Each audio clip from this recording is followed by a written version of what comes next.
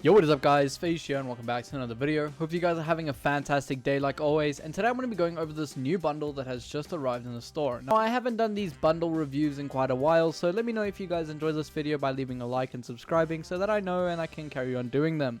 However, the bundle in question is going to be the Tank Hunters, which consists of the Kanonen-Jagdpanzer, probably not pronouncing that correctly, but as well as a Gsor 1008, which is a British premium tank destroyer. Now, both these vehicles are pretty decent, but do I recommend you guys getting them for 13,500 gold? I'm going to slightly go over their stats, compare them to each other, and then overall give my opinion on this bundle and if I think you guys should go and spend your money on them.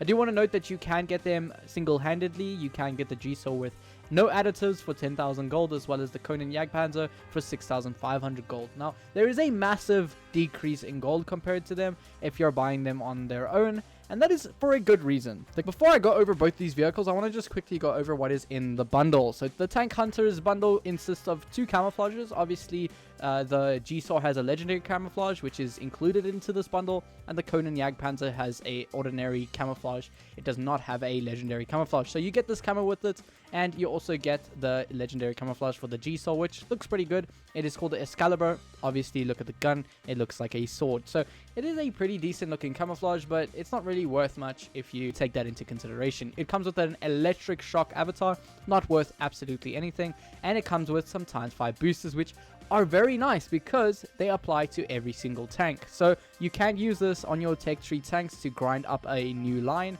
and because they're ×5 boosters and you get 10 of them, you have a very good XP yield from completing all your battles with these XP boosters on your choice of tank. So I'm greatly appreciated at that. It's not only useful on both these vehicles. Yes, you're getting less than you usually would, but at least you can use them on other vehicles. Both vehicles come fully equipped, which is also pretty sweet. You can save on some credits.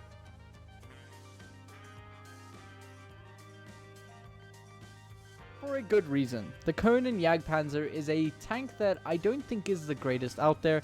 It kind of tricks you into thinking it's something like the E25 at tier 7, pushed up to tier 8, and it could be that in a certain way, but the DPM really feels slow on this vehicle. I mean, you have a decent amount, 2,600 almost, on the vehicle. However, with an 8.1 second reload, I don't think it's the greatest vehicle out there. The tank features a 2,600 DPM gun with 8.1 seconds of reload and 350 alpha. It is a hard-hitting tank, I won't lie, and for 8 seconds, it is a very DPM-based vehicle, and you can get the damage out there very, very easily.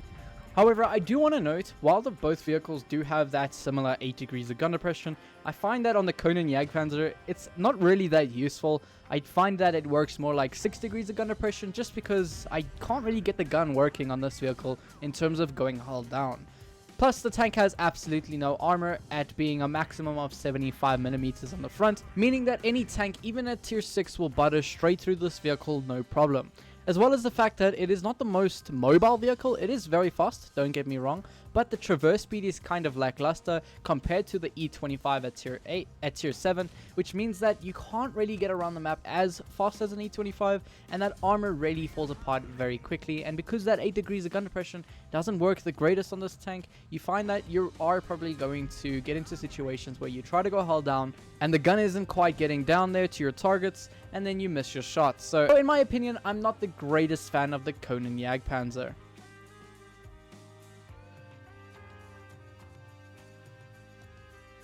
Now moving on to the Gsor 1008, I have done a kind of a review on this vehicle. I have discussed it in a bundle before, but to go over it again, this vehicle has 8 degrees of gun depression, and it is an auto loader, which means it has 2 shells into the clip, which can dish out a total of 700 damage if you hit both your shells, which is very nice. Obviously, if you high roll, you can do a lot more damage. But unlike the Caliban, which is very similar to this vehicle, stay tuned because I will be doing a review on and comparing both the Gsor 1008 as well as the Caliban and what I think about them and their differences. But the Gsor is also pretty similar to the Caliban in the fact that it has 187mm of high explosive pen, which means you can pen a lot of people with your HE and do 440 damage, which is very, very nice.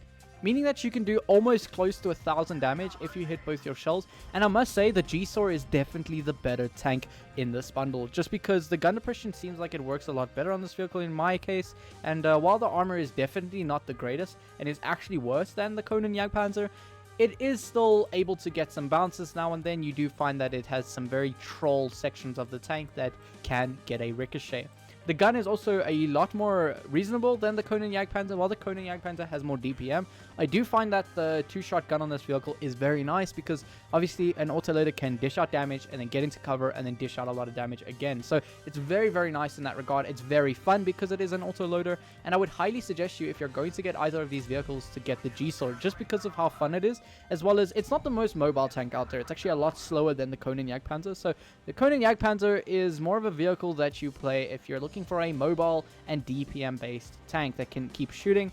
However, because of the type of playstyle it is, while the Gsor has no armor, you do have a gun that allows you to dish damage in 3 seconds and do about 1,000 damage in those 3 seconds and then get back to cover, where the Kanonenjagdpanzer, you're waiting to reload and then you're probably going to stay in the line of fire to get your next shell out, because it's only 8.1 seconds of reload, which is actually quite long if you need to sit in front of your targets. So you do find that you bleed a lot of health with the Kanonenjagdpanzer extremely quickly. I mean, its 20 reverse speed is fantastic, so you can get out of sticky situations a lot easier with the Kanonenjagdpanzer. But the armor and gun depression on that vehicle do not really work that well for me, and I don't really think that it's a fun vehicle at all. And it's definitely not the greatest vehicle out there. While it does have very good DPM, that is all it has going for it. Where the Gsor, it's fun, it has an autoloaded gun, it has enough speed to get into this position that you need to, and it has a bit of armor that can get some troll bounces now and then, but definitely don't rely on it. Overall, I don't think you should go and get the Tank Hunters bundle. In total, for 13,500 gold, you're getting 2 premium tanks, which is actually very nice.